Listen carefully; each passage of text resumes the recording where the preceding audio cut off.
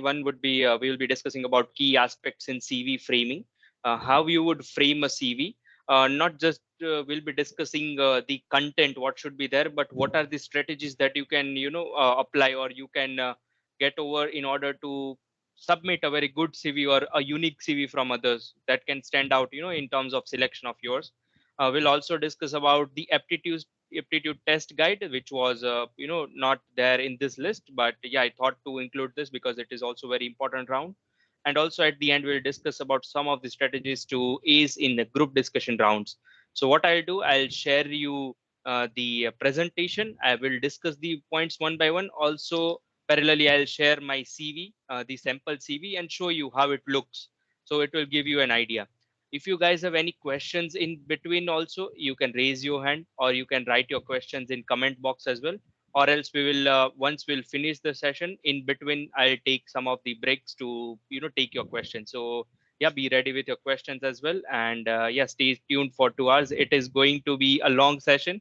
I know it's a weekend, but yeah, this will definitely, you will realize that, this was very much required at the right time. So yeah, let us start without any further delay. So the first topic of the day would be key aspects in CV framing. So yeah, what is the first step when you apply for any of the position that you will Google form or for MS form to fill in all your details, and along with that, you have to attach your CV. So what happens is we generally sometimes don't focus on CV, and we are just waiting for waiting for postings to come. But it becomes very late when we realize that, oh my God, I forgot to prepare my CV, or we prepare it just the day before the deadline. So it becomes very haphazard, and you might miss out on key points which you should be mentioning in your CV, but you miss out due to your carelessness, maybe, because CV, what I feel is something that you should start preparing right from your third year. Okay, just start maintaining it. I'll not tell that you will be submitting it somewhere, but start maintaining it, start preparing it, so that at the end, when you are about to apply, you don't have to pull everything at one time, right? You just have to edit it. So this is one of the key point that you should keep in mind. Start preparing your CV right from the third year, right? Because you might would have done your internships already, one or two. You will have other skills and softwares and everything to mention out there, right? So that is the first point. So the first aspect in any of the CV building will be career objective, right? So let me show you. So yeah, this will be the sample CV, which I'll be popping up in between to show you how it looks. So this is the standard format that is shared by any of the colleges. This is an example of PDPU, right? So at our time, this was the format that was shared to us. So just sharing one of the strategies that we were shared the common template, but it is up to you. If you want to change certain things, you can change it, right? So it can look slightly different from other CVs, right? So at the top, you will mention your name. Do not make your name so much big, that it overpowers other content. So keep your name, but keep it just bold. Uh, One thing, please remember that the name which you are mentioning on your CV should be same as what you are submitting at the time of filling the form, right? It should not be like your name should be first and surname after, and you are mentioning something else in your CV. That will create a confusion for them as well, and you might be questioned as well that why you did that. So please be careful about these things. I'll be mentioning very, very small points and very, very in-depth points that you might feel, like this is not necessary, right? But at a times when an interviewer see your CV, he looks out for each and everything that is mentioned on CV. So each and everything that you are writing or mentioning on a CV is very, very important, right? So mention your current degree, your college, the address, your email ID, and your cell number, which is in working condition. Try to mention a number which is a WhatsApp number as well as a calling number, right? So if you are not reachable on a calling number, they can reach out to you on WhatsApp. So yeah, please remember these points. Put up a logo of your college, whichever is there on the right side, right? This looks decent, I would say.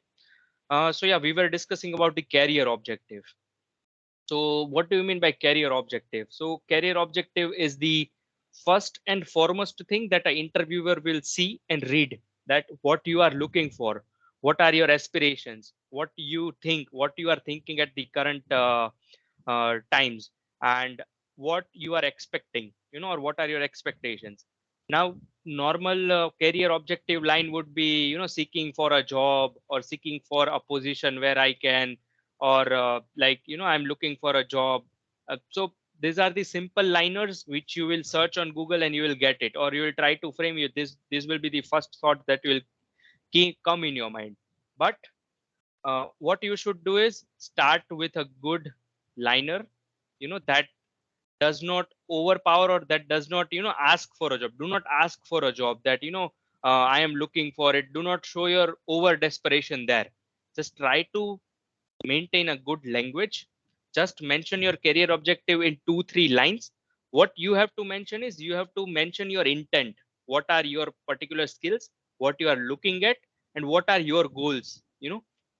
Now, a key point that can be taken into consideration is, you can see here that read the job description of the post or the company, right? The job description will be shared to you before you submit your CV or before you fill out the form. So read the job description properly, what they are looking for, right? And surf through the company's website before you prepare your career objective. Now, how this will help you is, when you will visit the company website, you will be able to know what the company is currently doing, what is their theme, what is their goals, what is their strategies, right? So use those statements or use those words in framing your career objective. Now, how this will help you? The interviewer will feel that, you already know about the company, or you have, surf at least something about the company, and it will show that, yes, you are very positive about getting this position, right? So these are the small things, or I can say very important things, that, will stand out your career objective from others. So read this, or do this research and then prepare your career objective. As I mentioned, do not ask for job, present your intensity, right? Be yourself, do not fake there. Do not overcommit or overwrite. As I mentioned, keep it straight on point. Keep it up to 2 3 lines max. You don't have to write paragraphs in order to show. So career objective and introduction are two different things. Do not introduce yourself in career objective. Please refrain from doing that. That will create a bad impression again. So yeah, read thoroughly and get it verified from a faculty or reliable source, that is my career objective fine, or do I need to change it, right? So this is something that you can take care of. So when you read your career objective, you should yourself be feeling like, no, this is perfect. This looks, very decent. And if the interviewer will read it, it will be good that, you know about everything. So yeah, these were the points on career objective. We can take a small breather maybe, and yeah, if you guys have any question about career objective,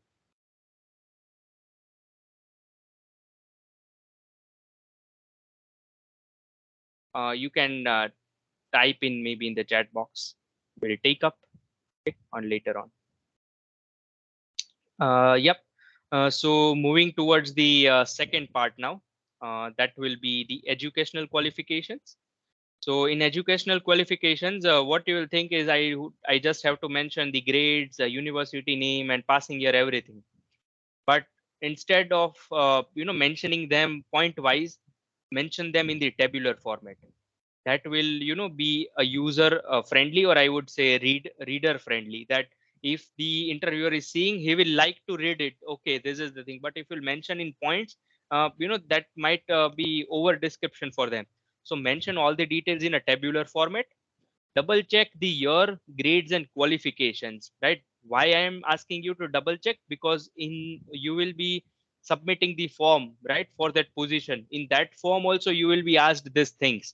So the things which you are mentioning in the form and the things which you are mentioning on CV should be same. That should not be different, right? And also mention the semester, number of semester up to which your CPI is there, right?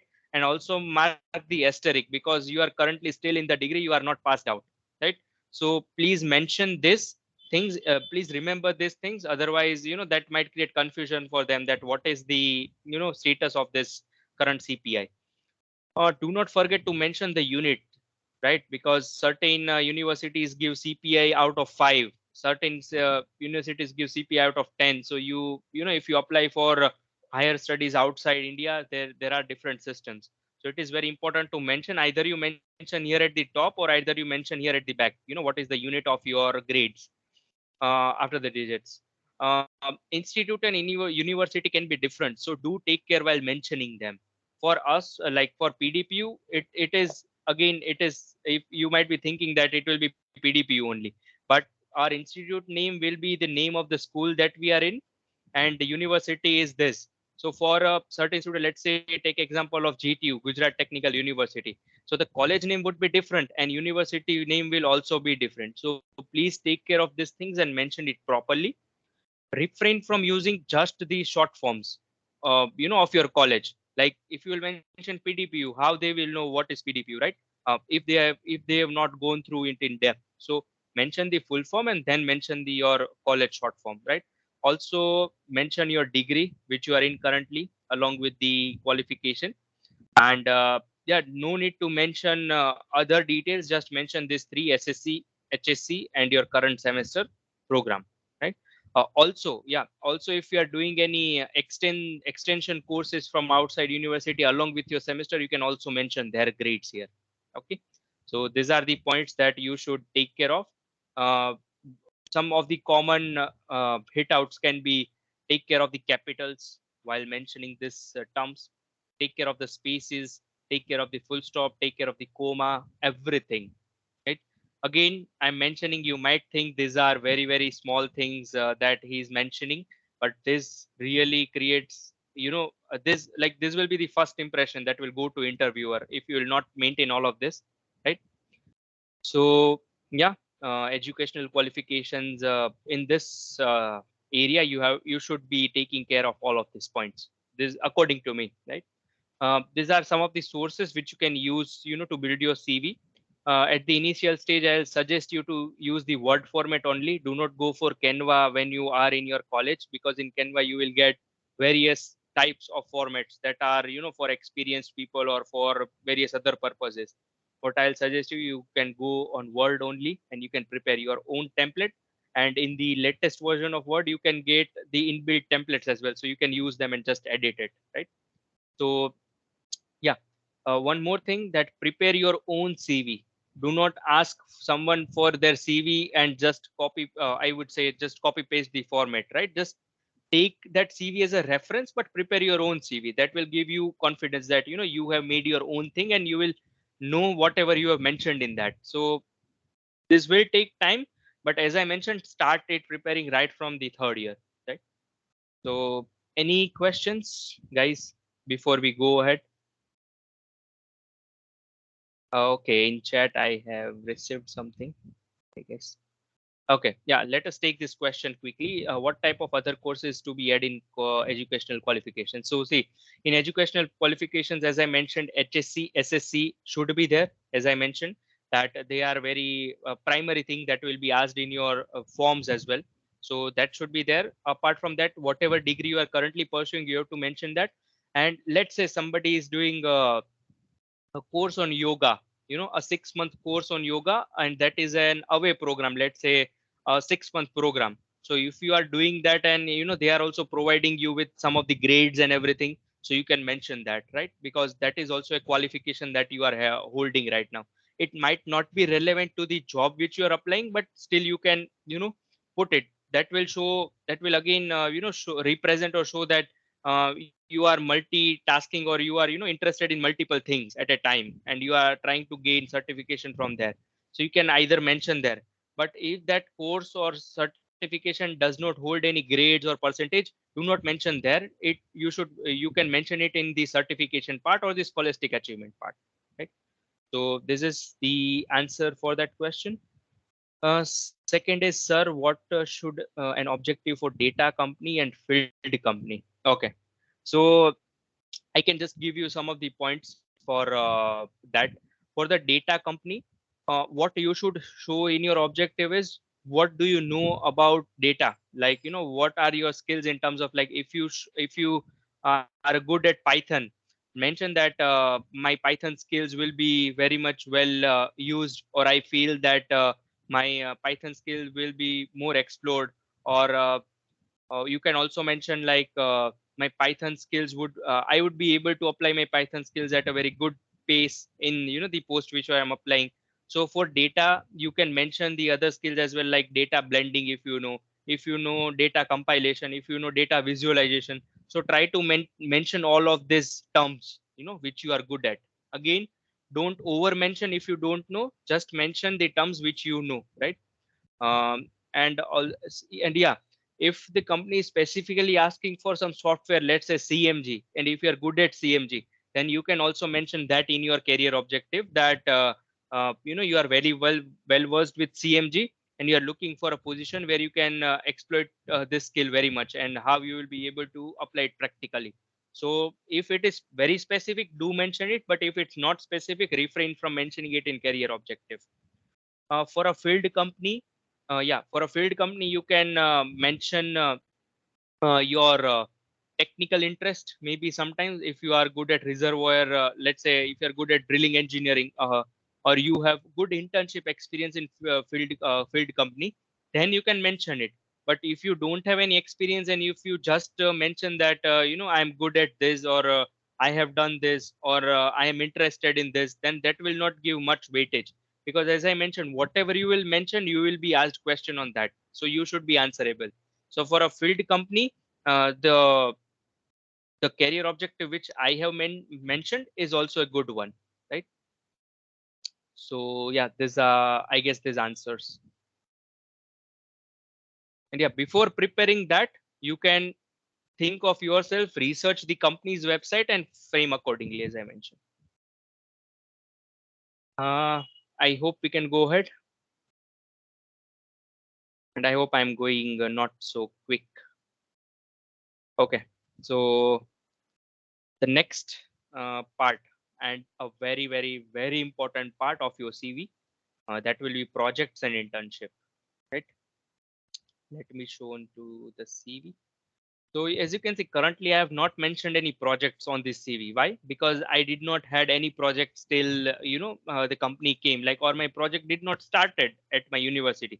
So I have not mentioned it. But for most of you, your final year project would have started. So you have to mention your project before this industrial internships section. So before industrial internship section, you have to mention projects, and then you can follow this structure which I have mentioned. Now, what you will see in majority of the CV, what you will see, they will mention these things, but they will write a whole description of 3, 4 lines or 5 lines of what they have done. And they will write a story that I went here, or I did this, then I did this, then I did. No, that is not required actually. They don't want to hear a story from your CV.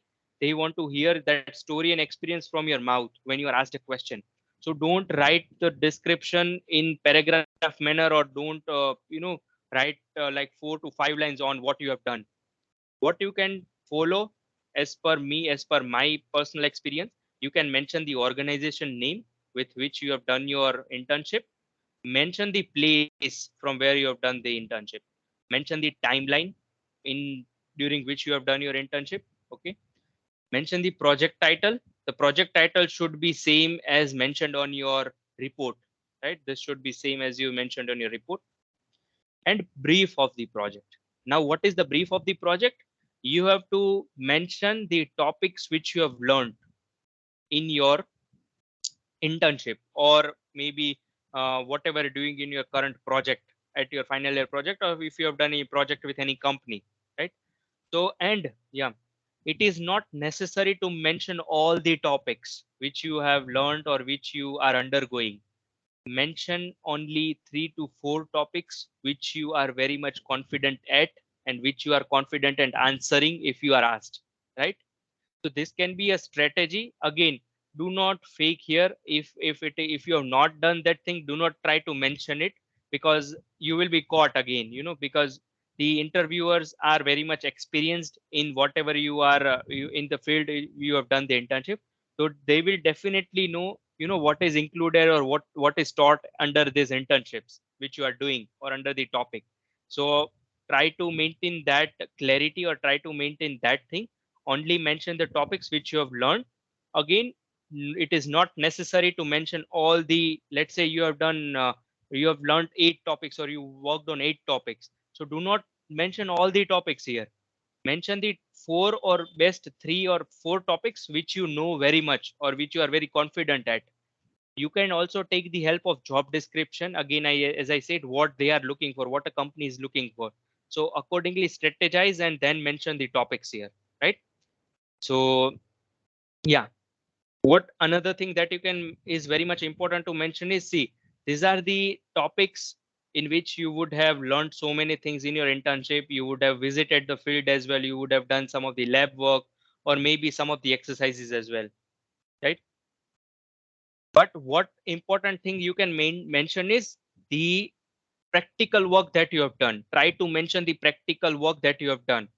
Again, I am not completely mentioning that what I have done. So now see, let's say if I'm an interviewer, I'll ask, okay, XYZ person, I'm asking that, okay, you have done internship here. So what you did in your analysis exercise. So now the stage is yours. You will get a chance to answer that complete question, right? So you can mention everything what you have done in that analysis exercise. Now, if you will mention everything here, then you know what interview will ask you. So try to strategize those things and mention those topics accordingly, right? Again, do not over mention. Do not, try to mention something that you have not done, right? So this is a good strategy to mention your internship experience. This looks, very reader friendly as well, and interview will like to read it and go through it. If you read paragraph, they will, might not be very much interested in reading those paragraphs. Okay. So let us go through these points very quickly. That be truthful and mention whatever you have done with confidence, as I mentioned. A good structure, you can follow this structure, right? Mention the full name of the organization. As I mentioned, if you are mentioning the short forms, it is good if you are mentioning the short forms, but do not only mention the short form. Write the full name of the organization. Write the topics of your learning in phrases. Do not write paragraphs. Use comma or pipe symbol to separate your topics. As you can see, I have used the commas, to differentiate between my topics. Not necessary to mention all topics. Content should be reader friendly. Add, yeah, very important point. Um, let's say until the completion of your third year or in the sixth semester, you have done 6 internships. Let's say, again, I would not suggest to do 6 internships, but let's say if you have done 4 internships, then it is not necessary, or do not try to mention all the 4 internships. No, that is not, again, mandatory, or that is not required, or that is not suggested to mention all the internships. Mention your 2 or 3 best internships which are relevant to the job description. Again, I'm using this word again and again, job description. So whatever you are mentioning on your CV should be relevant to the job description and not something different from that. Okay. So add only 2 or 3 relevant internships which you have done and which is relevant to the job. Mention the ongoing final year project if you are doing, and also mention the progress till date. Again, this will give an interviewer a chance to ask you a question and you will get a chance to answer on whatever you are doing currently, right? So again, you are, taking the ball in your field, right? So these are the strategies. Highlight the oil and gas or analytical software if you have used or worked. So as I mentioned that, sorry, that, try to mention it. So you can see I have mentioned the CMG because I have worked on CMG, right? So yeah, this can be a good structure. Again, quick tips can be an ideal CV is of just 1 or 2 pages. If we sit and try to make our CV, it will be of 3 or 4 pages because we would have done lot many things during our 3 years or 3.5 years. But an ideal CV is just of 1 or 2 pages. So as I mentioned, it is not necessary to mention everything that you have done. Just mention relevant things. Take care of spaces, commas, pipes, whatever you are using on your CV. So to make your CV reader friendly, right? Going on to the last few topics on here. So before this, any questions? Let us take any questions if there. Anyone?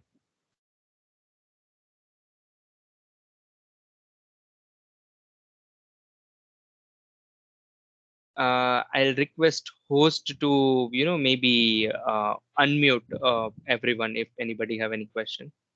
Then again you can like close it. Okay, sir. Yeah,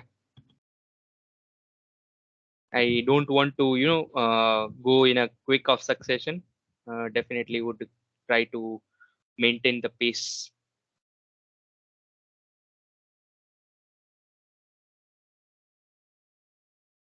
Anybody questions till now? Do not hesitate to ask the silliest of the question as well. I'll be happy to answer them as well. That is very important. Okay. So here is the question from Vivek Yadav that, sir, I have done an internship in PDEU IIC. Would it be fair to put that on a CV? Uh, Again, it depends on what topic you have done the internship, right? If it is relevant to the job description, let's say company is asking for example, if they are asking for a reservoir engineering role. So if that internship is some or at other place is relevant, let's say in your IIC internship it involves some of the kind of analysis, or let's say some kind of project management, so then you can mention it. But first you should mention the internships which are relevant, like if you have done internship at IRS, and if the company is asking for reserve engineer position, then that should be the first internship that you should mention. Then you can mention it.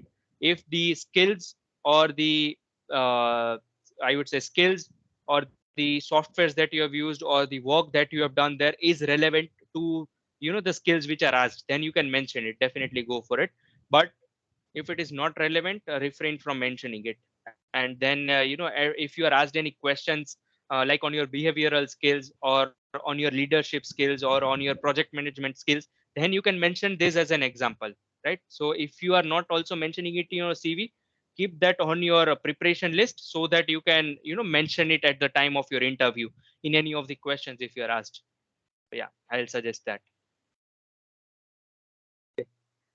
uh, Okay, I guess one of the question that we have missed out is, sir, what should be the beginning or line for the career objective? How to start it? So yeah, let me take this example only. So see, you read the first line: aspiring a comprehensive work domain and a position where I can leverage my technical as well as generic skill. So aspiring word looks good, You should not write seeking. Seeking means you are asking for it, that please give me, right? So selection of words is also very important. So write such words which look decent and which looks on a normal ground, that you are aspiring for that position. Mention both technical as well as generic skills. So technical shows that technical, and generics shows that those soft skills as well as those social skills which are also necessary for any of the job that you are doing. So show your aspiration in the first line. That is what I will suggest. uh, okay, next question we can go is from Ashish Dadwani that, sir, if we are looking for an engineering position, can we add a research paper that has been presented or published? Definitely you should go for it. I'll be discussing this in upcoming sections that we are going to take, so definitely it should be mentioned. I would definitely suggest it. But yeah, be well prepared with that. If you are mentioning it before, you can definitely expect shoot out of questions from that section, right? So yeah, you should go for it.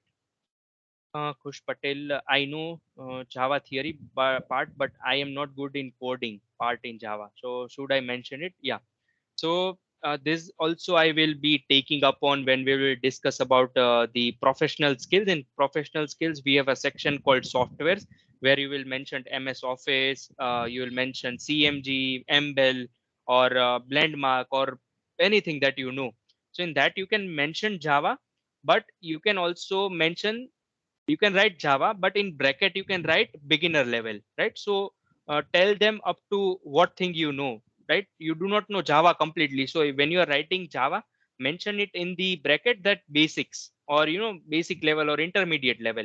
So if they ask you the question, let's say if they ask you, you have not mentioned Java coding or you don't know Java coding, but if they ask you something from Java coding, then you can mention that, sir, I know, or ma'am, I know Java at a very basic level. So coding part I have not explored it. So you can mention it like in that way.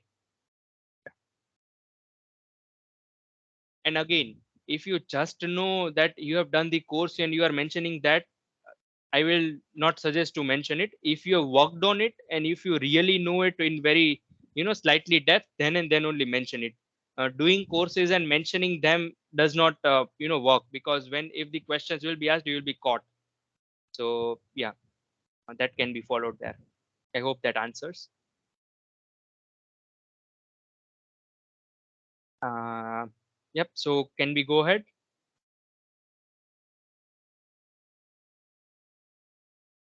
I Yes, sir. guess yes. Yeah. So yeah, keep shooting your questions in the chat box. We'll be happy to answer.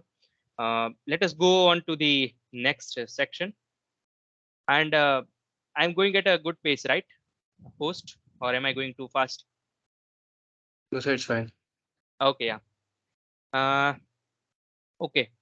So we'll try to quickly cover the scholastic achievement part and credentials part, which is also very important.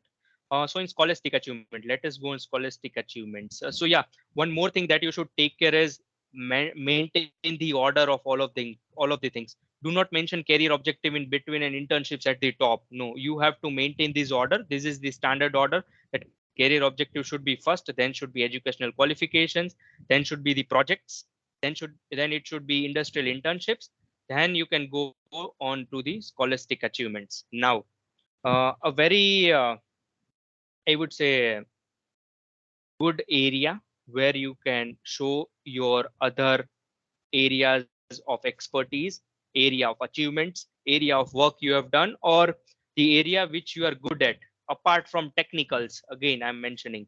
So this is a very good chance of showing an interviewer or representing an interviewer that I am good at this part also. If you have achieved, let's say, a state level badminton gold medal, then that this is a good area to mention that you have won a gold medal at the state level.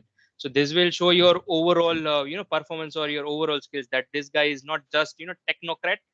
This guy is an all rounder, which is something that every company looks for. No company currently looks for just people they are knowing technicals or just bookish knowledge. Soft skills and the other professional skills are looked first before technical in current scenario. So try to achieve those things as well in your first, second, and third year, right? Okay. Let us go into the scholastic achievements. What should you follow while mentioning them? So in scholastic achievement, mention only 4 to 5 most relevant achievements. Uh, I am sure everybody who are on the call right now would have at least 15 to 16 achievements till now, right from the school or till the third year.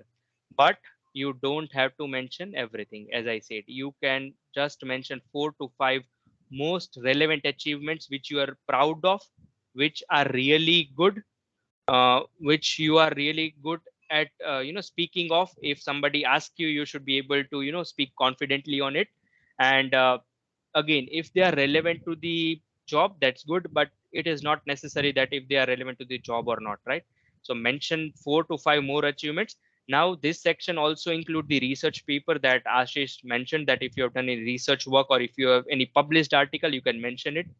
Now, what can be a good format is you can mention the name of the topic, you can mention the name of the journal, you can mention the date of the journal, as well as the year. Or if you presented it somewhere, you mention the name of that conference, mention the location as well. If it is outside India or outside anywhere, so you can mention them. So as I mentioned, mention the name, topic, location, and year of the achievement. You can highlight the prominent names. So let's say somebody has done, let's say, uh, workshop, with Google, let's say, on something coding or software development or app development, and he or she has achieved a position like first position in that whole workshop or in that competition. So mentioning Google is good, but if you'll highlight it, is definitely would be you're at a good advantage, right? That you have done or you have achieved something of higher magnitude, and that too with Google. So you can highlight Google right there. So can highlight the prominent names, arrange them in a chronological order, mention your recent achievement first and then oldest. Do not mention them in any random order. Try to cover technical and non-technical points. So again, what is in our mind, I'm just sharing a general scenario that when we are applying for a technical post or a technical company, our mind would be running in technical direction only. So what we'll try to mention that I have presented a paper here, I won this case study, or I won the prize while presenting this model, or I had done this research. So when you will mention it, 4 or 5 points will be covered in that only. So as I mentioned, do not mention everything that is technical. Mention two technicals, two non-technicals. As I mentioned, you can mention your sports achievements if they are of very high magnitude. Mention some of the workshop of the higher magnitude if you have done in the non-technical points. So try to cover all of them, right? An interviewer looks for an all-rounder, as I said. They just do not look for technical. Again, avoid writing long description. Do not start with I, that I have done that, I have visited that, or I have achieved that. No, that is not recommended, or that is not a good practice to start a line with I. Write in a phrase. As I mentioned, do not write sentences. Start with an action verb. So let us take one example of a scholastic achievement from the sample CV. uh, okay. Yeah, also you can mention the scholarships if you are receiving anything, right? See, so let us go with this first scholastic achievement that covers I almost everything. So as I mentioned, start with an action verb that got selected, represented, receiving, won. Here I have not mentioned anywhere or I or we or anything. So this is a good starter. So got selected as a delegate India. So on what you were selected? So delegate India. So being selected from India, from top 100, so it is considered to be good, right? So you can mention that from all across the globe for attending the International Petroleum Technology Conference. So yeah, here I have uh, highlighted the conference name, held in Dahran, Saudi Arabia. So I had one more achievement attached with this. So what I did, I connected it here only in this one, and I did not created a new point. So also won the IPDC Education Week in first position in Unlock the Reserves Lumberjay case study competition, right? So this gives an overall view to an interviewer that what you did and how you did. Now again, an interviewer will come and ask you a question that share me your experience at IPTC, or how did you got selected, how did you prepare for it, what are the new things that you learned.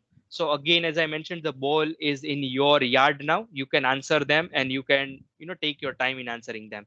So second one, third one, so you can see I have tried to cover all the parts, you know up till third year, whatever I have done. So you can try to cover all the parts. So see, why I have mentioned this reservoir dry mechanism material balance point here, because this was relevant to the job description that was asked. So if something is related to job description and you have done or achieved something, mention it, simple. So as I mentioned, try mention the dates, years as well. Do not like if you say if you write that achieved a certificate on Python, if you just mention it, what does it mean? Interviewer will not know what, from where you have achieved it, when you achieved it. It might look fake as well, right? That this guy has not done it, but he has just mentioned it. So do not keep points open ended, that interviewer will get confused, or they are not very confident at seeing that what this guy has done. So complete your statements with all of the details that I have mentioned here. Okay. Then let us come to credentials. Yeah, professional skills I'll cover in the next slide. So before that, we'll take a part of this credentials. In credentials, what you can mention it here, it is a very good chance to mention your leadership skills. So what can you mention is if you have attained any post, or you were selected for any post at your student chapter, then you can mention it. Also, you can mention the tenure. So see, here I am showing two skills at a time. One is leadership skill as well, and one is my soft skills as well as a part of documentation officer. So try to cover all the areas, right? So here it is my teamwork skill, that I was a committee advisor. So I got a chance to like held a team and advise them on um, maybe let's say heading some of the events or conducting some of the events, planning area, everything. So mention them. Also you can mention the organization if you are affiliated outside your college. Let's say if you are attached with any voluntary organization of blood collection, and if you are having any position there, then also you can mention them here. Okay? And also mention the correct tenures. In credentials you will mention this. Okay. So yeah, any questions on this part? After that, so yeah, again taking just quickly this points that use tabular format again. So you can see until now we were mentioning everything in points. So now to break the ice, we can again use the table here. We have used the table here. We are using table here again, right? So that is the thing. And do not write the description, but speak when you are asked about them in the interview, right? They will ask that as you were the chairman of the IADC, I can see. So what were your roles and responsibility? Or what is the biggest achievement, or what is your greatest learning out of that experience? So you speak there. Do not mention there, in the CV that what were your roles, and just mention this details. Rest everything will be asked by interviewer, right? Mention the post organization and tenure in a chronological order, as I mentioned. Yep. So moving on to the final part, that is the professional skills, and then we will take a small break for everyone to, just get freshened up. So yeah, before moving towards the professional skills, if you guys have any questions, we can take up.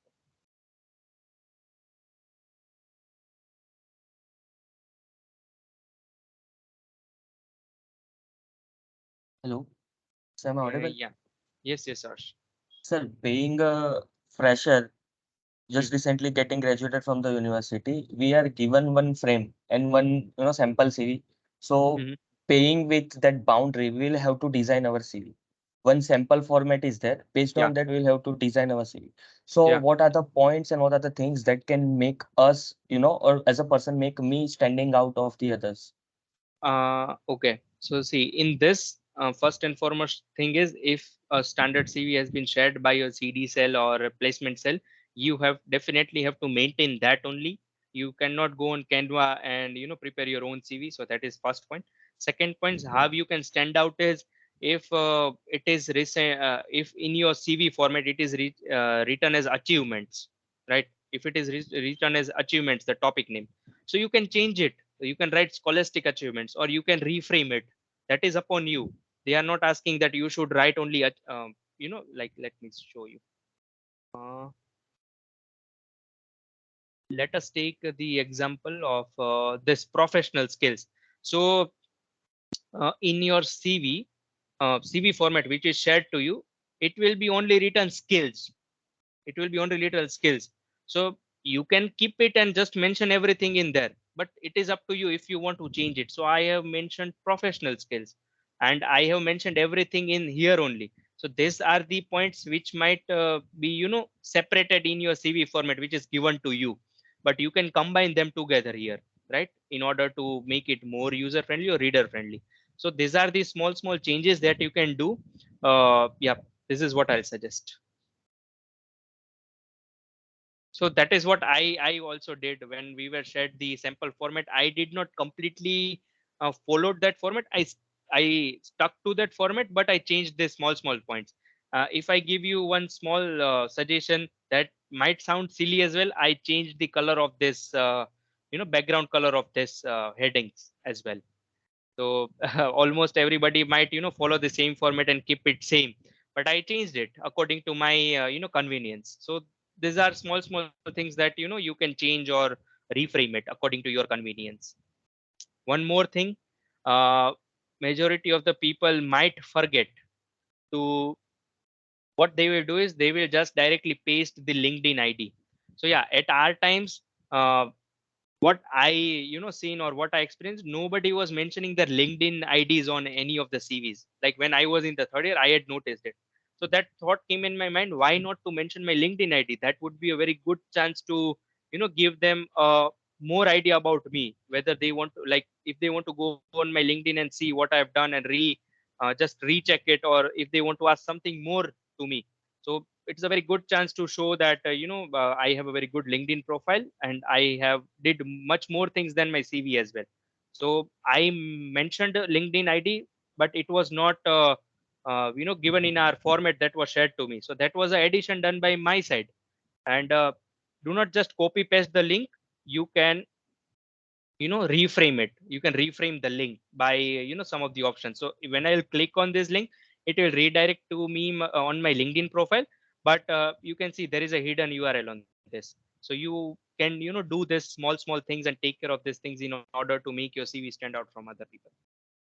I hope that answers, Harsh. Yes, sir. Yeah.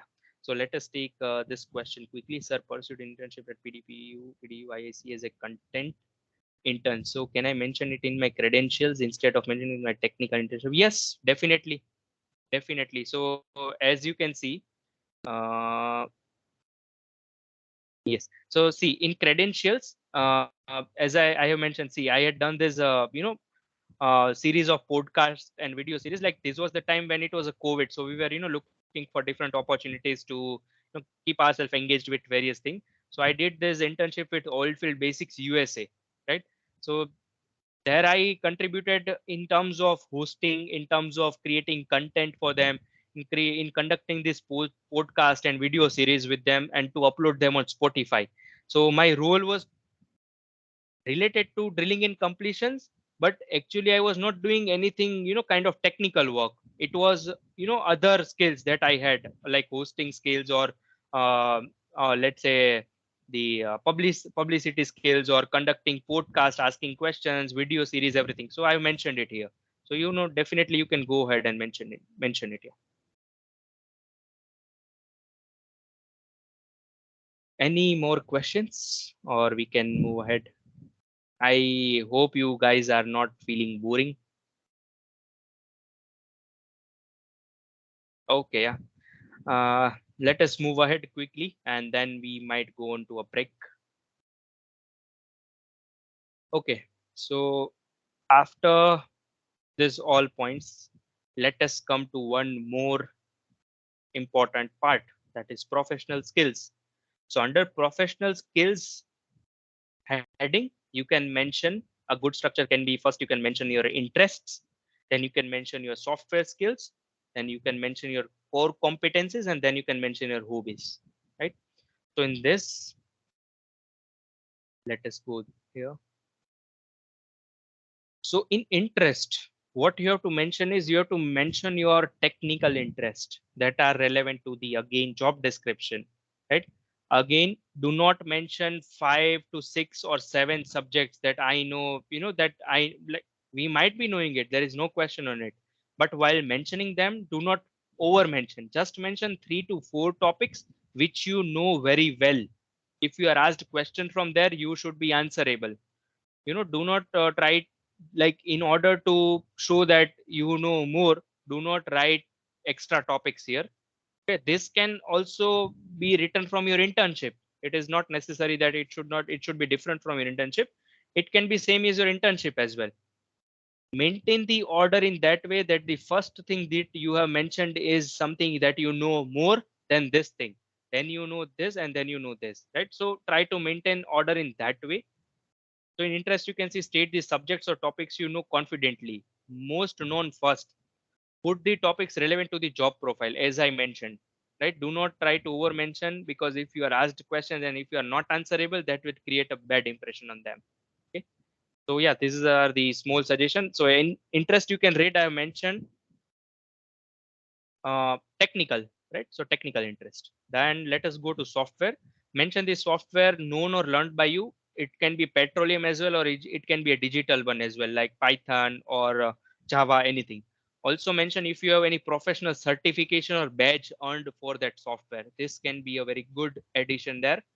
Go through the job description and see what is the requirement, right? If they are looking for Power BI, and you have done certain certification, or if you know Power BI, definitely you should mention it here, right? Avoid over mentioning in order to showcase more. In trouble if asked question about the same, right? So you can see I have mentioned CMG, but in bracket I have mentioned that I know CMG of beginner level only, right? MS Office, in MS Office I know Word, Excel, and PowerPoint. These are basic things. Now let's say I worked on petrol as well in my internship, IRS internship. I worked on it, but I did not mention it. Why? Because I was not very much well versed with petrol. I just did some of the exercises that were smaller, and that was at a basic level. So mentioning petrol here and taking that risk that if you are asked something about petrol and you will be able to answer it, then it can be a big risk if you are mentioning it and if you are very much not confident about it. So it is fine if you mention two things here only, and but it should be relevant, and if you are asked you should be answerable. As I mentioned, I might be knowing 5 softwares, but I refrain from mentioning it because I don't want to take any risk. Simple. In core competencies, what you have to mention is your soft skills or non-technical skills that you have, like content writing, team leadership, presentation skills, analytical skills, adaptiveness, right? I would like to highlight something here that if you are asked any questions from your non-technical or soft skills, prepare your example for each of them to back your answers. So let's say if you are asked that, yes, mate, you have mentioned team leadership. So give me an example where you have shown the team leadership. So if you are unprepared, then what will happen? You will take some time to think, and time will just flow, right? And that is not a good impression. So whatever points you are mentioning here, prepare an example for it from the experiences or from this internships, from the rural internship, from the presentation of whatever you have done. So if you are asked a question on team leadership, you should be answerable to him, directly up front. Like you don't have to think about it. So prepare examples of whatever you are mentioning here, right? Then come to the hobbies. So yeah, hobbies is something that it is open ended. You can mention any hobbies that you are good at. Again, if I am mentioning cricket enthusiast here, and so you can expect a question on field positioning in cricket, right? And if you don't know it, it will again create a bad impression. You might be thinking that this is not relevant to job profile, but this is, if you are mentioning it as your hobby, they expect at least something about cricket, right? So yeah, if you are mentioning citing news here, so you should be knowing about the current affairs, what is happening. If they ask you about the current affairs, and if you are not able to mention them, then this will again create a bad impression. So it is up to you. Whatever you are mentioning, you should be knowing about those things, right? No matter what, it is non-technical or not relevant to the job profile, but they do definitely ask you and see what do you know about this as well, right? So this was all about, yeah, as I mentioned, mention only 3-4 items max for all about points. Do not mention 5 to 6 things, right? Present your hobbies in a unique way if you can, but yeah, do not over mention or overwrite in there as well. Refrain from doing that. Then comes the final part, that is personal information and declaration. So in personal information, you don't have to write your parents' name, that father's name, mother's name, hometown. You don't have to mention that. That is not necessary. That data is already shared by CD cell to the company, or they will ask you for that information if you are selected ahead. So you don't have to mention. Just mention your date of birth, the languages you are knowing, your permanent address, and your LinkedIn ID. This is a good, you know, addition. Again, do not again mention your email ID and phone number. Why? Because you have already mentioned it here, right? So if you don't mention it here, you can mention there, but only mention once. Do not repeat those things, right? So this is a very small suggestion on that part. And on the declaration, why declaration is necessary? Declaration is necessary for, that whatever you have mentioned here is correct and true and best of your knowledge, and you are bearing the responsibility of the correctness of the mentioned particulars in, if any. So whatever you see, like sometimes what happens that you mention wrong thing here, and if interviewer asks you that why you have mentioned it, and if there are something confidential thing about that company that you have mentioned, and if you are not able to answer it, and that is very sensitive thing, then steps might be taken against you, that without taking the consent of them you have mentioned those things. So in that case, you should bear the responsibility. So as I mentioned, do not mention any false information on your CV. So you have to declare it. So declaring, shows that whatever you have written is right. And you have to mention the place from, where you have prepared your CV, and just your signature or maybe name can be a good idea there. So yeah, this overall covers the whole structure of CV. As I mentioned, your CV should be of 1 or 2 pages max, refrain from creating 2 or 3 pages CV, right? So yeah, this was it from the CV part. If you guys have any question, we can take up on, and we will take a small break. So after break, we will go ahead with aptitude taste guide. I know most of the people would be waiting for this, because this is the second step in any hiring process. So after that, we'll take group discussion. So yeah, any questions? Let us take. I will request host to give audio permission to all the participants, so that if they want to ask any question face to face, they can.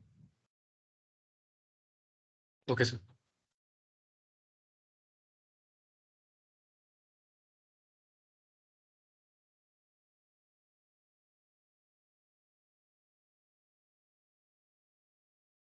Anybody, if you have any question, just you can unmute and ask me.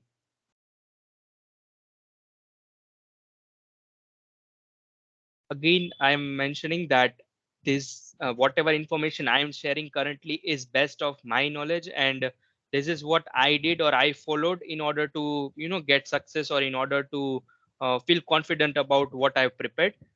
You can definitely refer to some other sources as well if it is favorable to you, but this is something which I feel can be a very good strategy. Yeah. Any questions, guys? And I feel you would have prepared a very good CV then.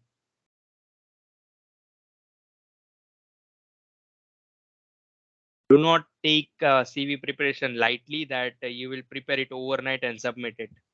That might, be can be a reason of your elimination right just before the interview. I guess there are no questions. Okay. So yeah, we are taking a 5-minute break. Let's say for we will be back at 12:10 or 12:11. Okay, so Is since that there are no fine? questions, then we will take a 5-minute break and resume again. Yeah. Yeah. Okay. Yeah. See you there then. Okay, sir.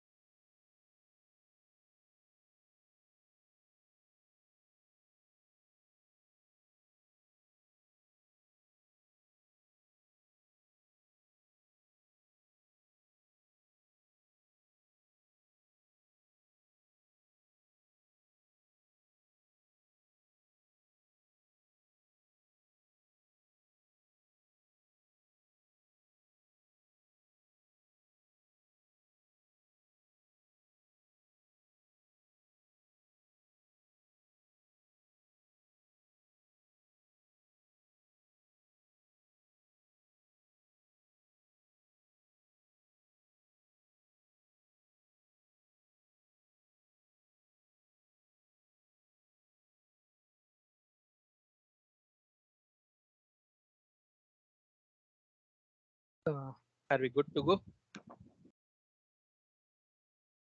Yes, sir. Okay. So the upcoming topic is very, very, very important. So yeah, please be attentive because uh, this is very important, or I would say the first step in your hiring process. CV is something that you do and submit, and you might be shortlisted or you might not be shortlisted. And that is not the I would say mandatory step, but first mandatory round that would be for any company is the aptitude test. So a very, very important round, or the suggestions that you can take upon, because it includes a preparation of last 5 6 months or maybe year as well, or maybe if you are quickly preparing it for 1 month as well.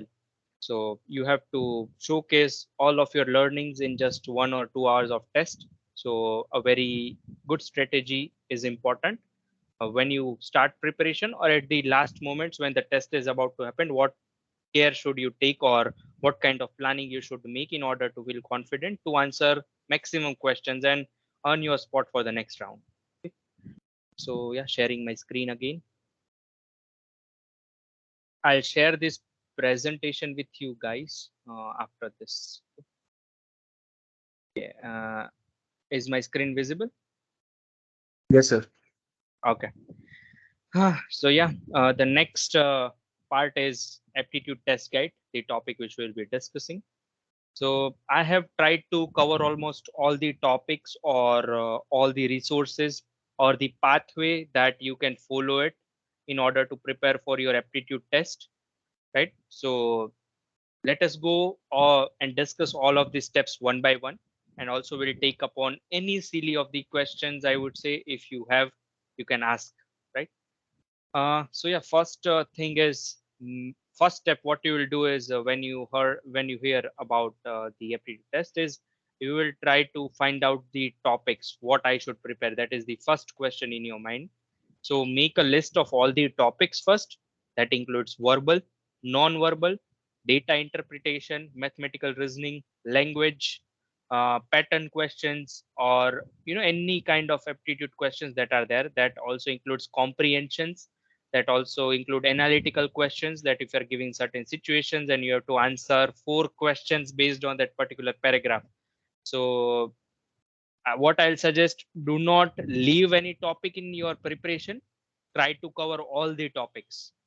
What is the reason behind it? I'll tell you later on in the third step why it is important to attend all the topics or all the sections. Like you might think that, let me leave English.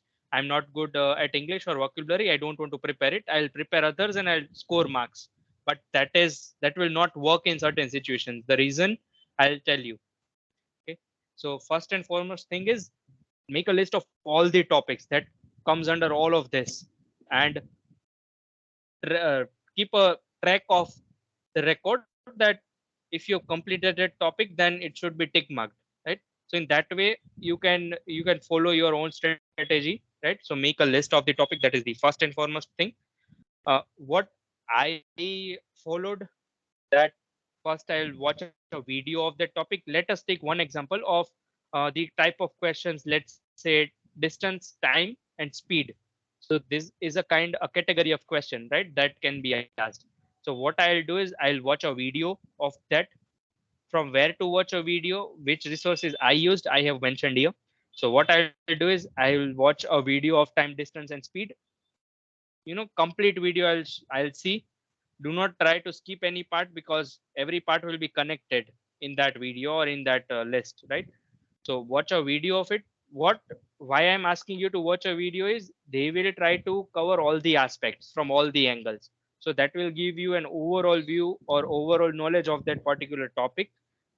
If you'll go directly to a source and try to solve a question, or if you'll directly go and read something and then try to attempt a question, it will take time, because you don't know whether there are some kind of tips and tricks involved in it to order to solve that questions very quickly. So advantage with the video is that you'll get an overall spectrum of about that topic. So you can watch it at a speed of 1.5x or 2x if it's preferable to you and understandable to you. Otherwise, you can go at 1x speed. So, and yeah, when to start preparing for aptitude. So a very good time would be after your fifth semester or from the starting of the third year, right? That is the starting of fifth semester. So this can be considered to be a very good time to start, but do not feel that you are late if you start at the sixth, like after the completion of sixth semester. So at least you should start preparing for it before 5 to 4 months. After that, you will be late, I would say, because at the end, if you'll start preparing, there are a lot of topics to be covered, and practice, and that what you need at the end time, let's say before 1 month or 2 months of your placement season is going to start, right? So ideal time for starting a preparation is before 4 to 5 months. Okay. So watch a video of that topic, prepare your own notes. Do not try to copy other notes, or do not ask your friend to give you a note that if you are prepared, just give me that, I'll follow that. No, because your friend might follow some other strategy of making his notes. You might not understand that. Then what you will do, if you will not understand, you will try to remember it. Remembering does not work in aptitude, right? So do not try to copy or do not try to ask notes from your friends. Prepare your own notes from your own understanding. Highlight the tips and trips. Do not write everything from the video. Just mention whatever is important in a very crisp manner. So highlight tricks and trips. Try to solve the example by yourself. Now in a video, what will happen? When they are showing a video, they will show you the steps, they will show you the methodology, they will show you the tips and trips, and then they will show you an example. So they will solve, like they will show you how to solve an example. But before you see that, just pause and try to solve it by yourself, whether you are able to attempt it or not. Then you can, if you are not able to solve, then also fine. Then you can, just play that video and see how they are solving it and if they are matching with you. So why I am mentioning this small things is this is the starting of gaining that confidence, that if something is discussed, you are able to grasp it very quickly. So try to solve that example by yourself and prioritize the topics. As I mentioned, you will have, let's say, not let's say, but at least 50 plus topics overall to cover, in order to prepare for aptitude. So prioritize the important topics first, and subsequently you can prepare. But as I mentioned, do not leave any topic. You know, you never know, if you left one topic and two questions are asked from that topic only, then you will be just left with, try to hit and run, or try to mention anything. And if in there also there will be negative marking, then they are gone, that questions are gone, like you will be not be able to attempt it. And then you will be just left with regret, that if I would have prepared that, that would have been good, right? And you are eliminated, simple. Even one question can be a reason of your elimination from that round.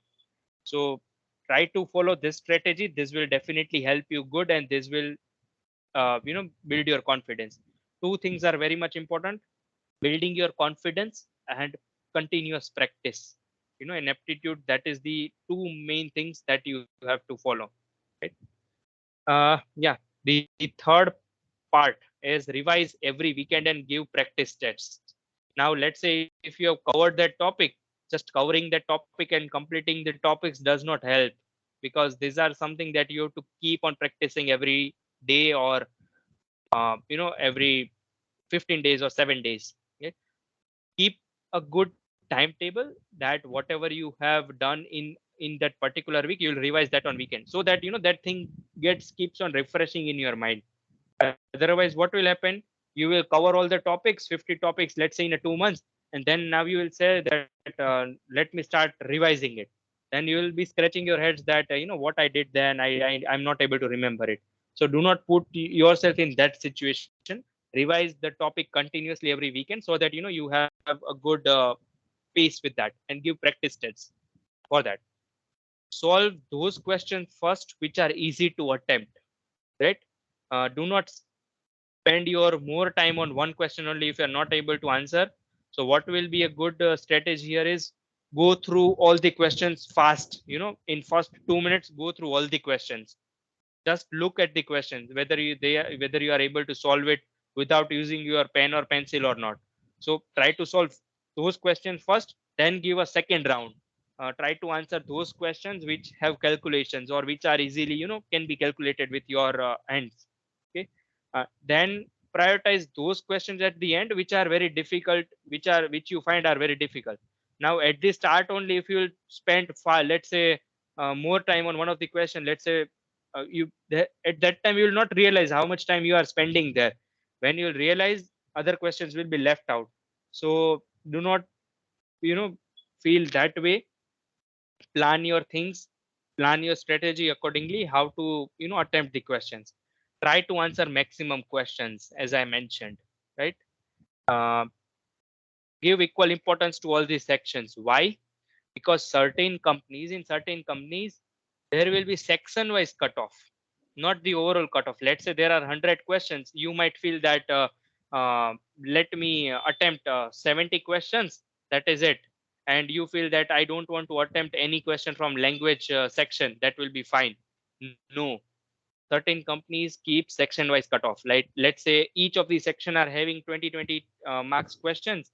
So cutoff can be, let's say, 9 marks. So you have to earn, or you have to score 9 marks in each of these sections in order to get qualified, right? So you will be in trouble. You might feel that, oh my god, I answered everything correct, but still why I'm not qualified? Why? Because you left one of these sections and you are not able to, cut off that section. So this is the reason why I am stressing on, preparing all the section or preparation of all the topics. Because if you miss out on section wise cutoff, you are eliminated. So section wise cutoffs needs to be cleared for all the sections. Here I mentioned some of the resources which I used. There are thousand number of resources that you'll get from YouTube, from any portals, or you can take subscription as well. You can take help of any academy as well. They will also teach you. But for personally me, I did not take any academics kind of things, or I did not took any kind of subscriptions. I just followed this, sources, that is Career Ride. They have a very long playlist of, and they are covering almost all the topics. So what I used to do, I used to watch a video on Career Ride for that topic. Then I used to prepare the notes. Then I used to practice that, and that marks the end of that topic. Then I move on to second, third, fourth, and that way I just completed them. Another good source is fresherworlds.com. So certain topics, if you feel, you are not able to understand from Career Red, you can go on Fresher World and, try to learn them. On Fresher Worlds, they have very short videos, and they have tricks, to solve certain complex questions very easily. So you can use these resources for that. And for practicing, you can go the worldwide, or, I would say globally known source for you, that is indiabix.com.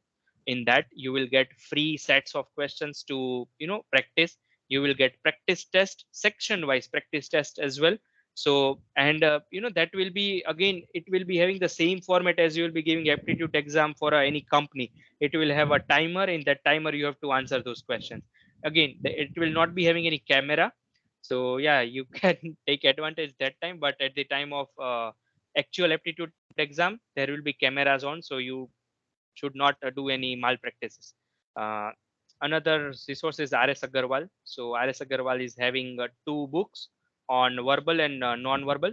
So it is also covering all the topics. In from that also you can practice, variety of questions. So try to attempt, or try to practice variety of questions and not just one type of question, right? So that will give you an overall uh, idea of, what to do. So these are some of the resources that I used. Uh, Apart from this, one more important thing is technical topics. At least prepare the basics of reservoir drilling, production, well logging, and well testing.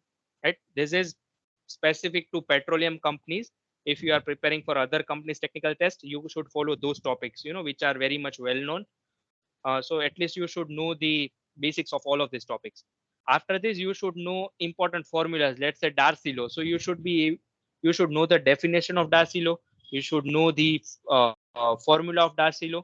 You should know what each of the parameter in that Darcy law means. You should know the units of each of that, right? So from there questions will might come. So you should know nobody is asking you to prepare the empirical relation, empirical formulas from well testing.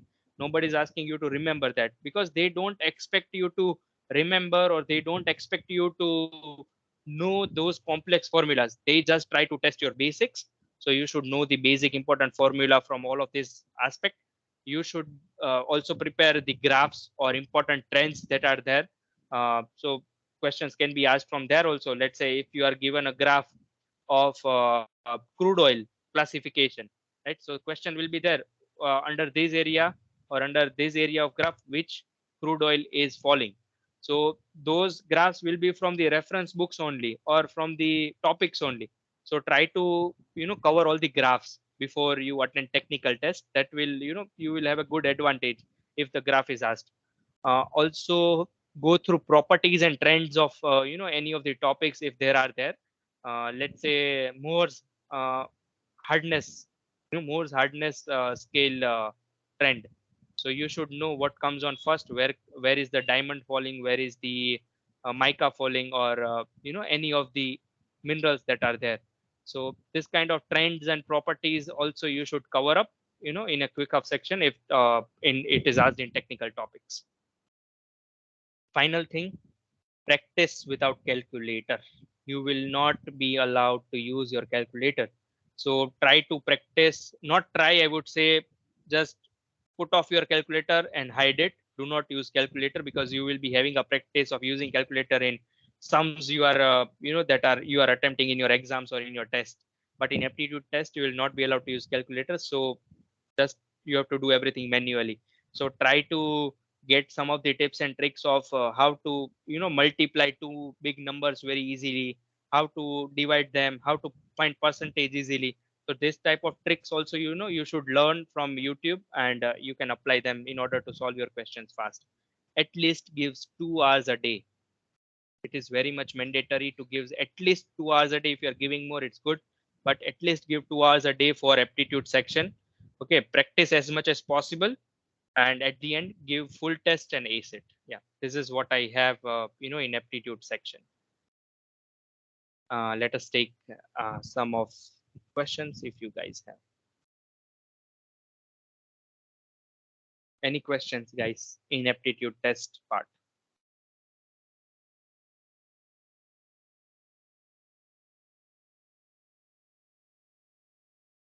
I am expecting certain questions. If not, it means that you guys are very well versed and you are doing good in aptitude preparations, I would say then.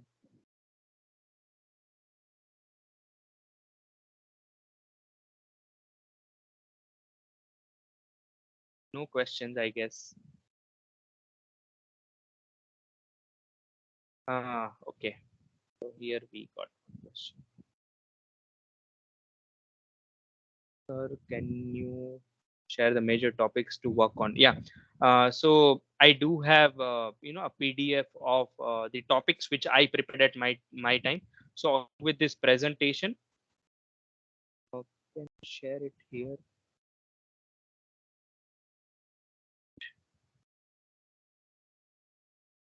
Okay, yeah, I'll share the list of the topics as well as this presentation, so you can refer to that. Yeah.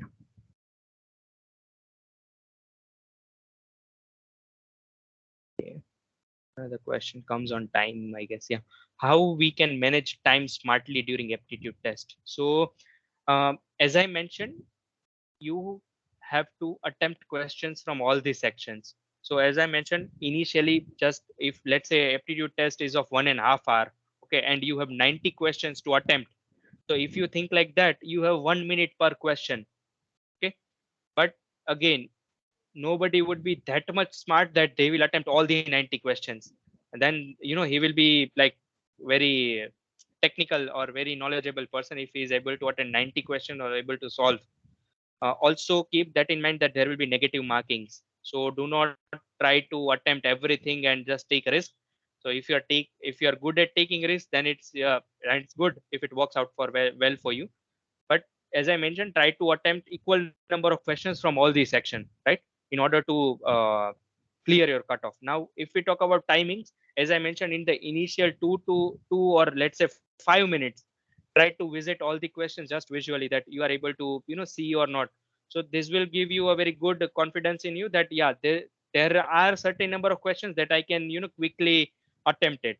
So maximum time you can give to a particular question would be 1.5 to 2 minutes, maximum 2 minutes, not more than that. Then you should move to another question if you are not able to solve, right? And yeah, one more strategy that I can give you to save time is you will be having a rough sheet in front of you to solve.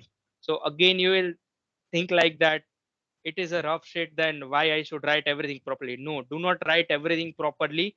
That is not mandatory to write, because it is just for your reference on what you are solving. So try to make sections. Let's say you make 4 sections: one for verbal, one for non-verbal, one for calculations, one for technical. So whatever you are solving, you solve in that area only, so that if you want to come back to that question later on, you don't have to search everywhere, because everything would be haphazard and complex if you are solving it. So try to solve it in that particular section only, so that if you want to come back and attempt that question, you can. So these are some of the small tips that you can follow in order to save time. Is aptitude tests are very based on the interest of company, or it's some fixed format? So yeah, again, most of the company, I would say 90% of the company will take aptitude test. And again, it is based on company's format, whether they want to go for the aptitude test or they just directly want to shortlist student and take the interview. So this can also be done, but it depends company wise. But 90% of the company will take aptitude test. Yeah. And yeah, it's some fixed format. So yeah, every company have different formats. So it is not fixed that every company will take 1 hour test only. Certain company can take a technical test as well as aptitude test separately. Let's say 1.5 hour is given to you for technical test, and 1.5 hour is given to you purely for aptitude test. Okay, so this can also be a format. So format is not fixed. Again, you should not expect that company will share you the format before the test. No, you can expect anything in aptitude test. So yeah, so you have to prepare in that way that whatever may be the format or whatever may be the timings, you are prepared with that topic or with the questions that are asked. Simple.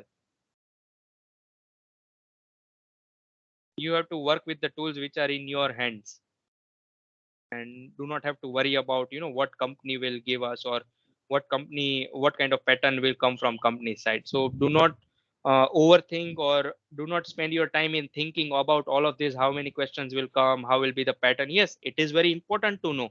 If it is given to you, it is very good, but spending time thinking about those things is not good.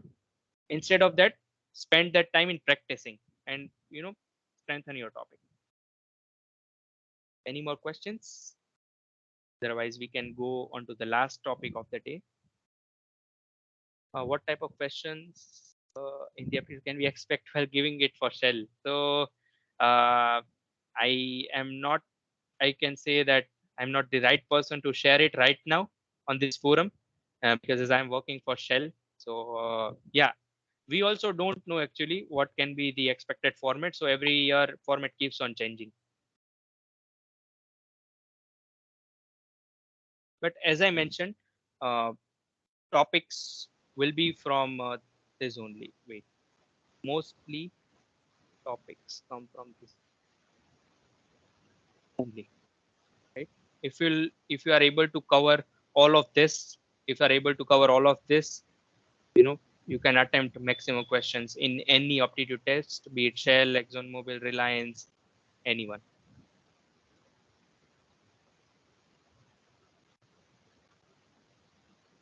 It depends on company how they want to take their aptitude test.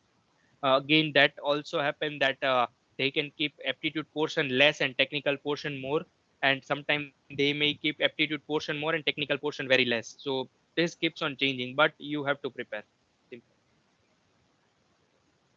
You can definitely follow the trend, like last year this company conducted in this way, last year this company conducted in this way.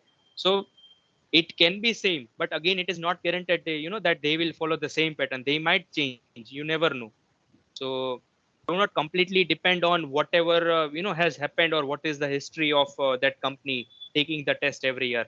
It might change. So yeah, you have to be prepared. Okay. I guess we should move with the we should move with the last topic of the day, and then we will again open the floor for the question, and that will mark the end of our day one of this workshop. Okay. I'll also share with you the sample CV, this presentation, as well as the list of the aptitude topics that you can cover.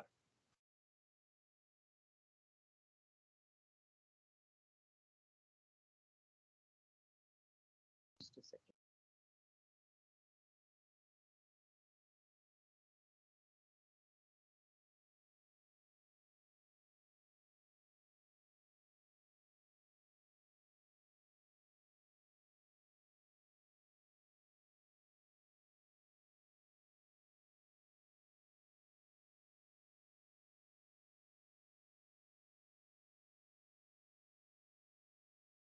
Hello.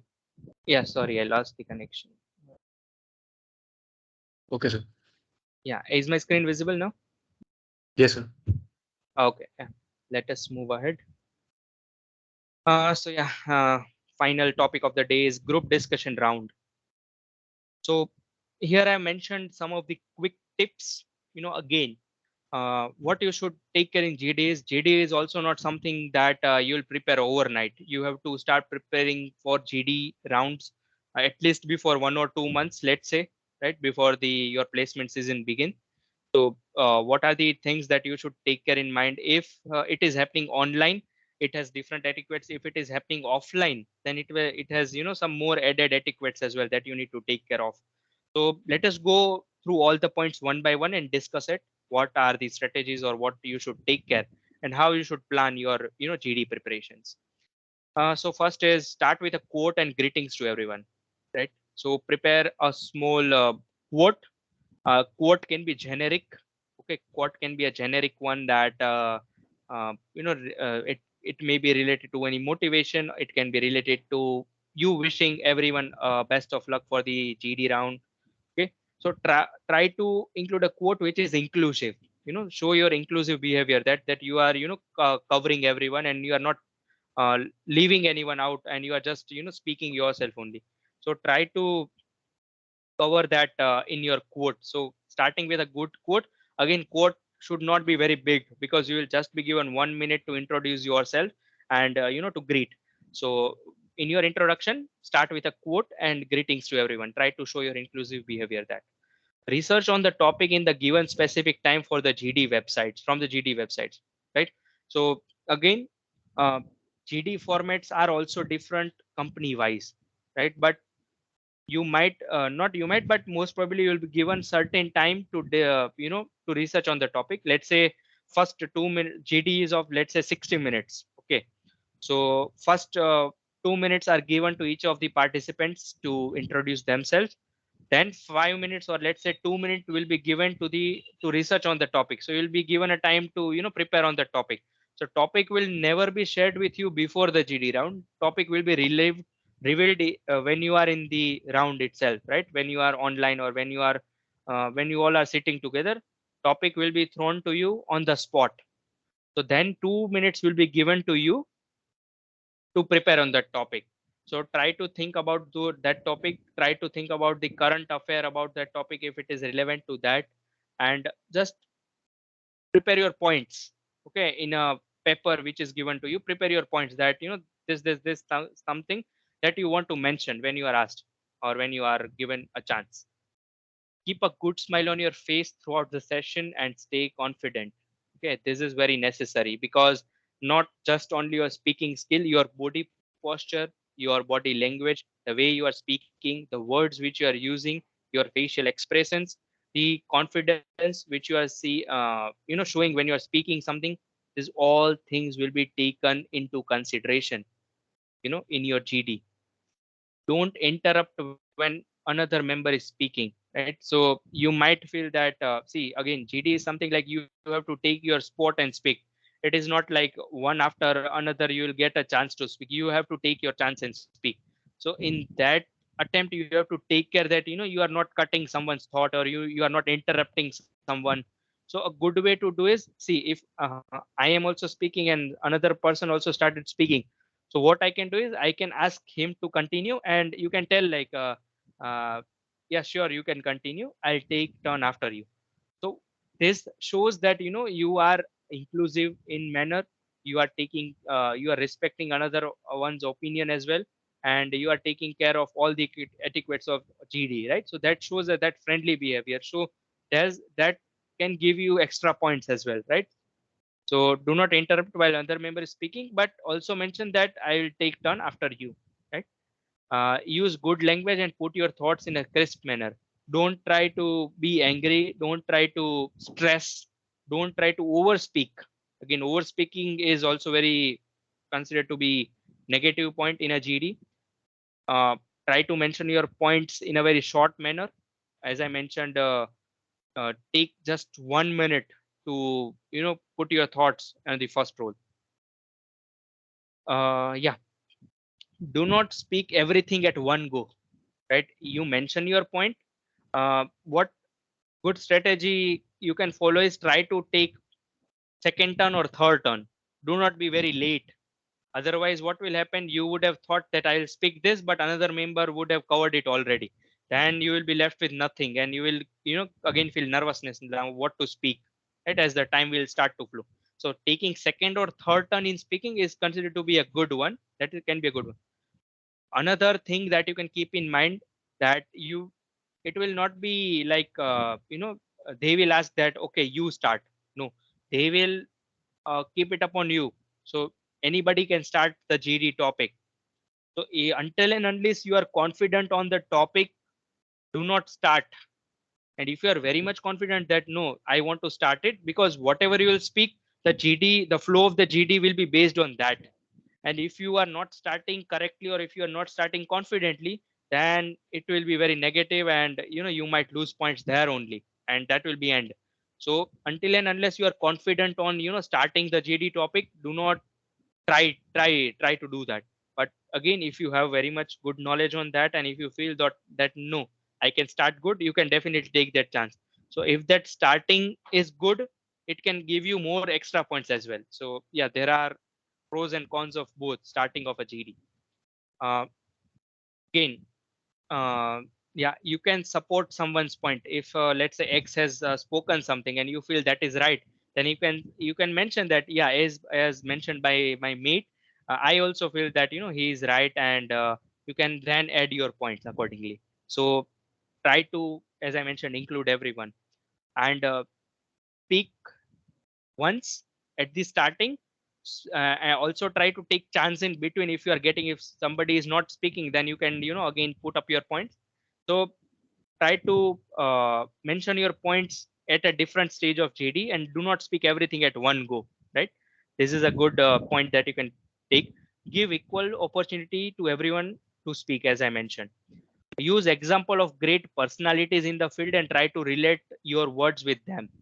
So while speaking on a topic, so there will be again, there might be a technical topic as well, there might be a current affair topic, there might be some historical topic as well, or there might be some abstract topic. Let's say the topic of the GD is pink.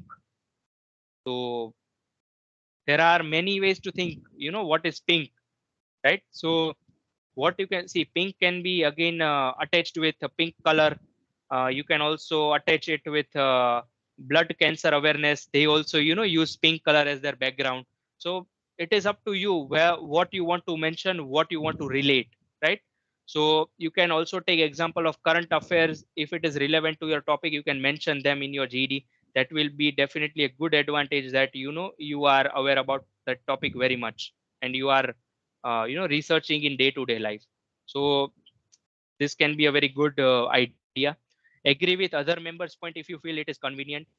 Practice more on current affair and non technical topics. Okay, summarize well. That should include every member's point. Yeah, the last aspect is summarizing.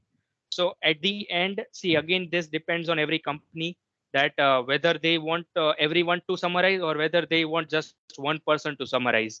So while other members are speaking, try to note down what they are speaking. Not Do not write paragraphs, just note it in a phrase what other people are speaking. So when you are at the end, you will again given 30 seconds to summarize, maybe. then you have to summarize in that way that every person's points are covered, not just you are mentioning your own point that I was right, this you should do, and this is something that I feel. No, you have to cover all the points and summarize the whole GD process or whole GD session, right? And with a thanking note if time permits. Okay, so these are the small tips and points that you should take care while preparing your GD or while you are in a GD. Okay, one more thing that I have not mentioned here is certain topics would be that you have to take one of the side. Let's say topic is uh, pros and cons of online education. This is the topic, right? So you don't have to be diplomatic. Don't be diplomatic that yeah, you are telling that yes, it is good, we should definitely do online education because it save time, you can attend it from any place, so when you are taking one side, then again you are given again you get a chance and you tell like uh, no, it is not good, people are not attentive, people cannot get much knowledge. So you are being diplomatic, right? You spoke something first and now you are speaking totally against it. So this will totally spoil your chance. You have to be on a common ground. If you are taking a pros part, speak on the pros part only. If you are taking a cons part, take cons part only, right? So you have to think which part or which section you want to speak on. So think very strategically and then speak. Do not take both the part. You will be out definitely because you cannot speak on both the part and be diplomatic and good to everyone. You have to take any of the one ground and speak on that. So this is the thing that you have to remember. Now these were the points that you should take care while you are attending a GD. Now what comes in the preparatory stage? So make small groups and practice on random topics. So what I used to do is we had a small group of friends, let's say 4 to 5 friends. So every night or every morning, what we used to do is we used to keep a fixed timing of like let's say 10 to 11. We used to come and we had one of the faculty mentor which we had consulted personally that if you can help us. So as I mentioned, consult a faculty mentor to monitor your performance on how you are doing it. Whether you are making any mistakes or not, what areas you should correct or what areas you should work upon. Then they will be able to monitor it and guide you at the end of GD that these were the points that you are weak at. You can work upon it. So take a note of your weakness and improve in them in the upcoming sessions. Okay. So you can make a small group among yourself and prepare on random topics. So topic was given to us from the faculty mentor itself every day that covered wide range of topics, and then we used to conduct a GD, and this helped us to build a confidence for the GD round that were taken upon by the companies uh, in our placement season. uh, a small strategy at the end: speak less but speak good. Okay, it is not necessary to speak more and more. Again, certain people might think that if I speak more I have good advantage in GD. No, speaking more sometimes can be disadvantage for you as well. So speak less, speak good, and speak relevant. That's it. And yeah, again, maintain your body postures, language, everything, that is must. So yeah, this is it from my side for today's workshop day one. Tomorrow we'll be covering the content writing presentation part and the most important one, that is how you should perform in an interview and how you should prepare for it. So yes, any questions?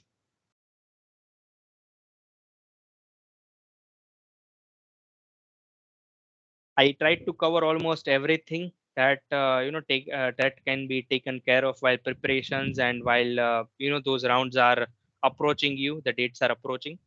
So yeah, it is up to you how you want to go. Do not take it easy. Simple as I say, is to get a job is a very satisfactory feeling, and to get a job early is very good, because otherwise you might feel underconfident, you might feel nervous, you might feel depressed as well at a times, and you might not be able to perform the way you wanted to sometimes. So it is good to get a job early, try to cash on the opportunity which is latest and in front of you, instead of thinking which companies will come, how I do not want to sit for this company, I'll sit for that company. What, do not try to think about this, because you don't have any power to change those things. It depends on college, it depends on CD cell, it depends on company how they want to do and when they want to come. What you have in your hand is you have time, you have resources to prepare, and after you perform you do not have any regrets to make that I did not perform it. So whatever you have in your hand, make the best use of it. That is what I have to say. Yeah, thank you. Yeah. The Thank you, floor is sir. open It for was a very, questions. Yeah. yes, any question, guys? Okay. Yes, a good question. Let me take- Okay, sir, are the courses certificates from Udemy and Coursera worth it? Yes, they are worth it. Uh, but it should be, having a good accreditation, I would say. If you have just done the course, and it's of, very basic level, and let's say it is not that relevant, then do not mention it. But yeah, again, if you have done 4 certifications, then do not mention all 4 of them. Just mention 2 or 1 of them, which is, you feel it's more relevant to that. So yeah, you can mention it, but try to keep that part at the end. If you have more achievements or more relevant things, try to mention them. Certification you can mention at the end, or at the bottom part.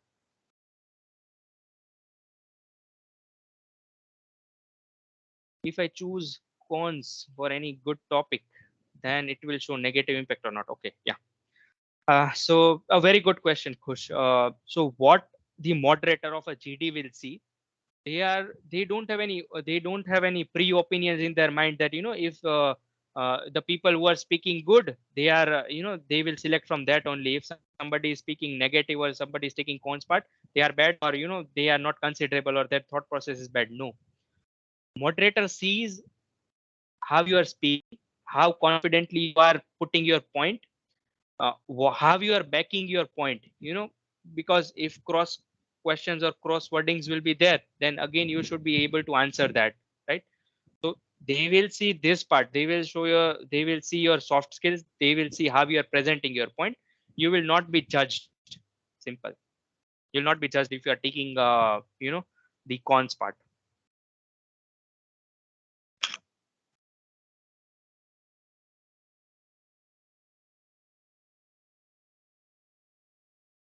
If possible, please share the sample CV. And my question is, should we change our CV for applying for company by company according to the position they ask for? Very, very good point, Sahil. Yes, I'll share my CV sample. Yes, CV for each of the company cannot be same, right? As I mentioned, you have to change your career objective according to the expectation, according to the theme, according to the strategy of that company. So for each and every company, the career objective cannot be same. Yeah, most of the part would be same. You don't have to completely change it, but you can edit it, according to the requirements. And yeah, you can also change the internships. Let's say if one company is asking for reservoir engineering uh, post, and let's say for god's sake you are not selected, and another company is coming and they are asking for production optimization position, then if you have not mentioned the production internship in your CV and you have done it, then remove the drilling one and add that production one. So you have to make, and you have to keep on changing your CV company by company. Yeah, I hope that answers.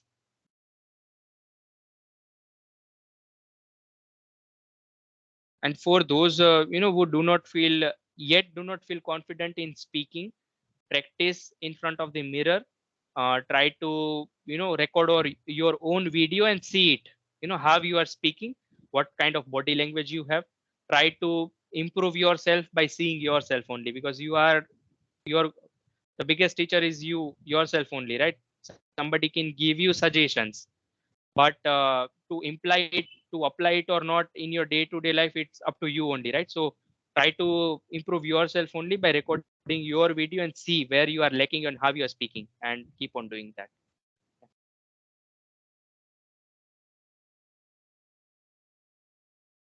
Yeah, and English English language is must. Hindi or Gujarati or any other language is not preferable. I know you might be aware about of it. This is a very basic thing, but yeah, English is must.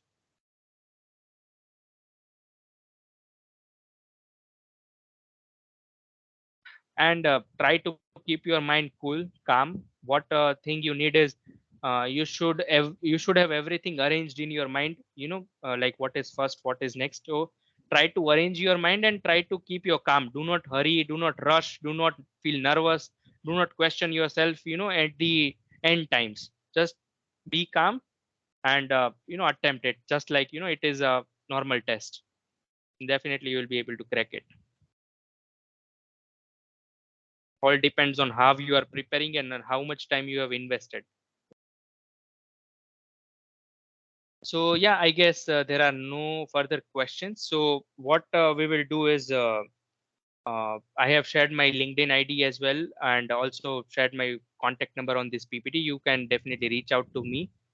Good timing would be in the evening. If it would be good if you reach out to me after 7 p.m. So okay, one more question. Let us take that.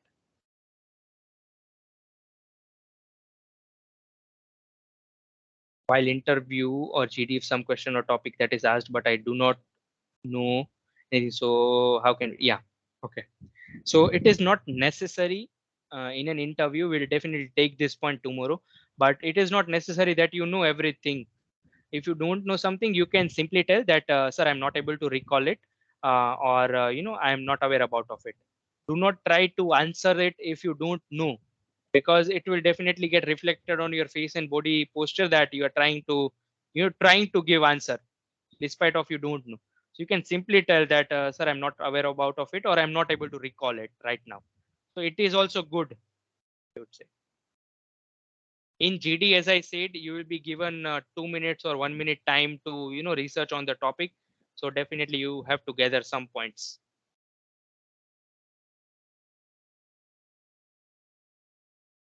I think there are no more questions, so it's time for we can conclude the session. Just one more part. Do we have any option here to share files, or should I Um, share it with you guys and then you will circulate? yes, sir, you can share with us and we will circulate it. Okay, okay, yeah, yeah. Go ahead. That's it. So yeah, thank you, sir. It was very nice presentation and very well explained with good details for what to mention for making attractive and impactful CV, which would stand as unique. Also for explaining and guiding for preparation of aptitude test and group discussion. So that's for today, day one, and we will pick up the workshop from this point tomorrow, and we will know more about the content presentation on the given topics, and will be followed for mastering the interview processes.